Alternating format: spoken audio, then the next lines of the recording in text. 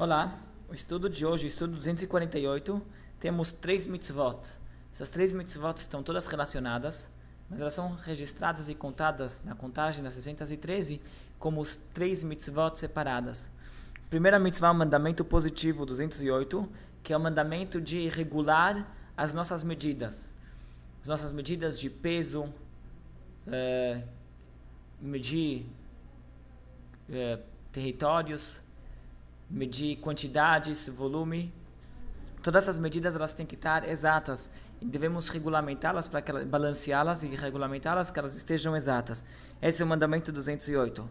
Apesar que a Torá ela menciona as diferentes medidas, ela fala você deve balancear suas medidas de peso e você deve balancear suas medidas de volume.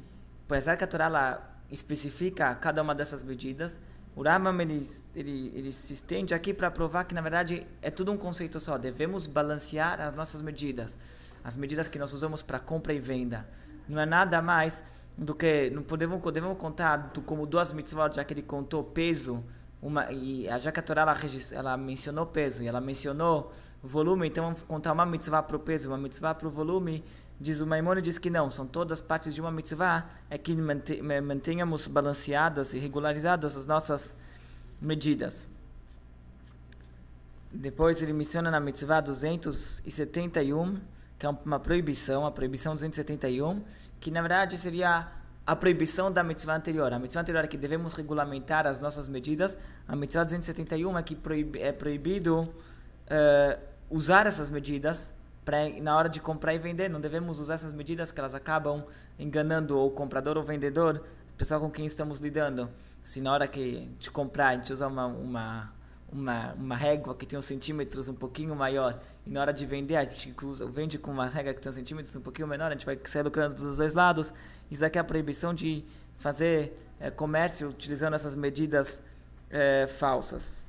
E a mitzvah 272, que é também uma proibição 272, não apenas que não podemos utilizar essas medidas, a gente não pode nem ter essas medidas em casa, não podemos ter esses instrumentos que são falsos, não podemos tê-los em casa.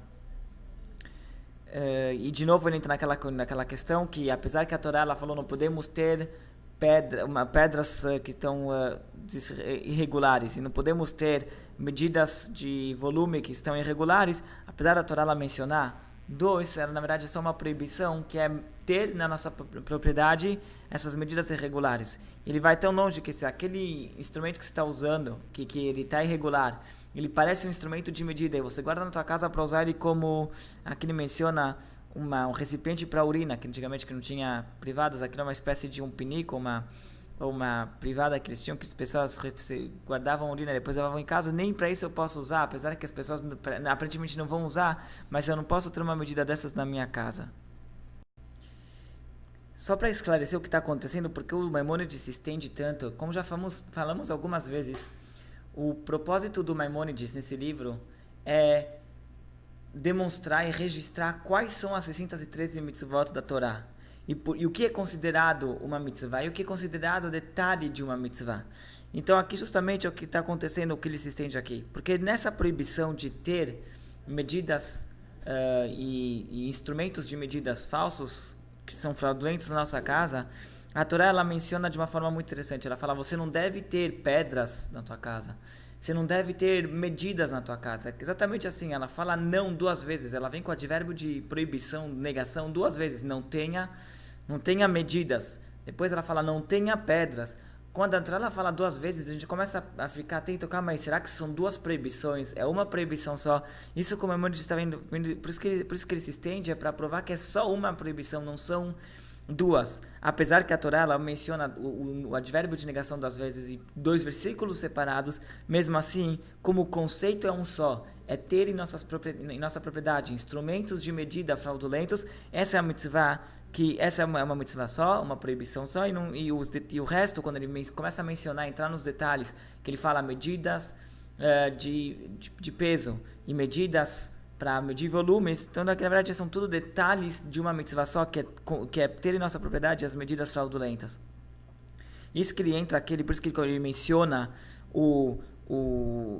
os juros, e por isso que ele mencionou o Hametz. A gente pode pensar que tem a ver Hametz e juros aqui, como que caiu nessa discussão toda, juros e Hametz. É justamente isso, porque ele não está querendo comparar uma mitzvah com a outra, ele está simplesmente usando isso aqui como um exemplo.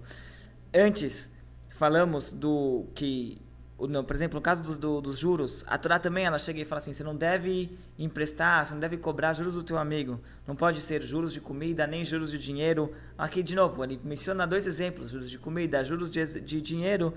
E porque a Torá não quer dizer que são na verdade 2 proibições, um para juros de comida, outro para juros de dinheiro, é a mesma proibição, que é pagar ou cobrar juros do teu amigo. Acho que no caso aqui ele está falando sobre pagar. Depois, no caso do Hametz é a mesma coisa, e lá também a Torá ela repete o advérbio de negação, você não deve ver Hametz, você não deve ver Seor. Essas são 2 palavras, termos em hebraico usados, Hametz e Seor. Hametz seria alguma coisa que foi fermentada, Seor é o próprio fermento. Você não deve ver coisa fermentada, você não deve ver fermento na tua casa.